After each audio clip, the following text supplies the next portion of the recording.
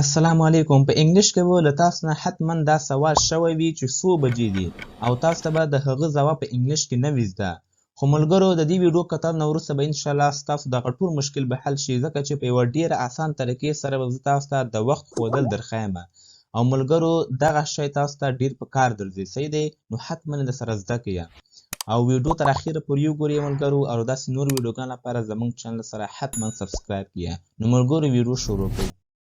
ښه ملګرو، اول له موږ نه دا سوال کیږي چې څو بجې دي. په انګلیش کې موږ څنګه وایو what time is it؟ دې مطلب دا چې څو بجې دي. ښه چې کله 3 بجې وي نو څنګه به وایو it's 3 o'clock. 3 بجې دي، څه دی؟ که 4 وي it's 4 o'clock، که 5 وي it's 5 o'clock، څه دی؟ نو دا تاسو زده کړه. ښه ملګرو، چې کله موږ وایو چې لس باندې 3 بجې دي یعنې 3 نه لس تېر دي، څنګه به وایو it's 10 past 3، صحیح دی؟ دلته به تاسو یو چل در وښیم. همیشه به اول تاسو د منټه به یادوئ، لکه څو منټه تېر دي. هلته لس منټه تېر دي، څنګه به وایي it's 10 past. دې مطلب دا چې لس تېرې دي. بیا به تاسو ګنټه یادوئ، نو 3 بجې دي، څه دی؟ نو همیشه به اول تاسو دغه منټه یادوئ، ورپسې بیا تاسو ګنټه اخره کې یادوئ. نو ډېر زیات اسان دی. ګوره وروسته نور هم ورباندې پوهېږي. ښه ملګرو، اوس موږ وایو چې پاو باندې 3 بجې. تاسو خو ما وویلې که چې اول به تاسو چې یادوئ دغه منټونه به یادوئ، خو تاسو دلته دغه منټونه هم یادولی شئ او د پاو لپاره تاسو کوارټر هم استعمالولی شئ، څه دی؟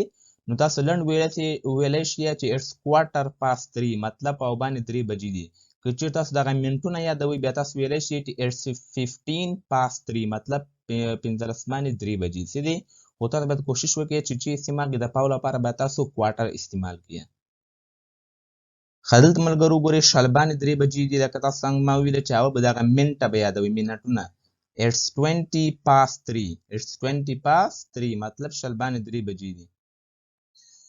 لکه چې بیا چې موږ وایو چې 15 باندې 3 بجې دي نو it's 25 past 3، 15 باندې 3 بجې دي، څه دی؟ ښه ملګرو، دلته اوس یو بله مهمه خبره دا ده چې کله هم 3 بجې وي د هغه لپاره بیا موږ هاف پاست استعمالو، څه دی؟ ورپسې اخر کې بیا ګنټه یادېږي. نو د نیم لپاره موږ څه استعمالو؟ هاف پاست استعمالو، څه دی؟ او د پاو لپاره موږ کوارټر استعمالو او د دغه نیم لپاره موږ هاف پاست استعمالو.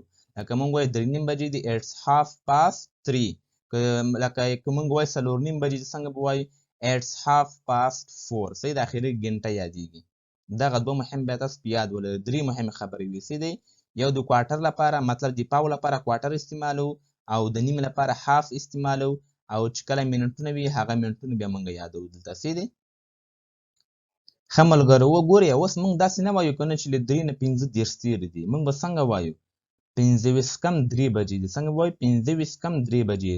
نو it's 25 to 4. د کم لپاره اوس موږ چې استعمالو to استعمالو، او د تیر لپاره موږ چې استعمالو پاست موږ استعمالو، لکه باندې دي که نه هغه لپاره موږ پاست استعمالو او د کم لپاره بیا موږ to استعمالو. ښه ډېر زیات اسان دی. ګورئ ښه ملګرو، چې کله موږ وایو چې شل کم 4 بجې دي، ښه ګورئ دغه برخه لیږ مشکله ده، خو به تاسو لیږ سوچ ورته وکړئ، اسانه ده. ګوره لکه موږ وایو چې شل کم 4 بجې دي. ګوره شل کم 4 بجو لپاره موږ چې استعمالو it's 20 to 4.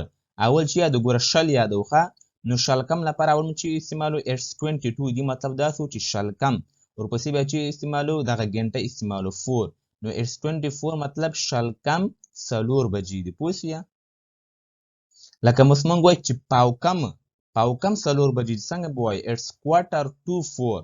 د پاو لپاره موږ چې استعمالو کوارټر استعمالو. پوه شوې؟ یوازې چې کې فرق دی په دغه to او پاس کې فرق دی، څه دی؟ نو it's quarter to 4 دې مطلب دا دی چې پاو کم 4 بجې دي.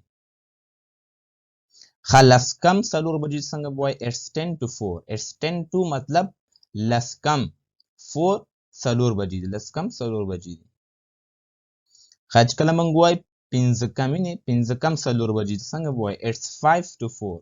او تاسو چې یادوئ دغه کم به یادوئ چې مطلب څو کم دي. it's 5 to مطلب 15 کم، بیا به ګنټه یادوئ 4، صحیح دی؟ او 4 بجې څنګه به وایو it's 4 o'clock مطلب 4 بجې دي. it's 4 o'clock 4 بجې دي. ښه ملګرو دغه چارت ته هم تاسو کتلی شئ، که په هغه باندې نه یې پوه شوي نو ویډیو بیا راسره وګورئ او دې څخه هم تاسو ګټه اخیستلی شئ. چې دلته کتلی شئ د چې کله تیر وي، پوه شوې؟ له دغه جې نه تر دغه جې پورې موږ چې استعمالو دغه پاست استعمالو، څه دی؟ او له دې نه وروسته دې خوا چې کله موږ راځو بیا موږ چې استعمالو ټو استعمالو څه دی نو ډېر زیات اسانه دی او چې کله مطلب نیمایي وي لکه 3:30 بجې 4:30 بجې 5:30 بجې د هغه لپاره بیا موږ هاف پاسټ استعمالو نو ملګرو امید لرم چې دا ویډیو به ستاسو خوښه شوې وي ډېره یوه اسانه ویډیو ده او دا سره حتما زده کړئ دا تاسو ته په هر جي کې په کار راځي Thank you so much for watching this video.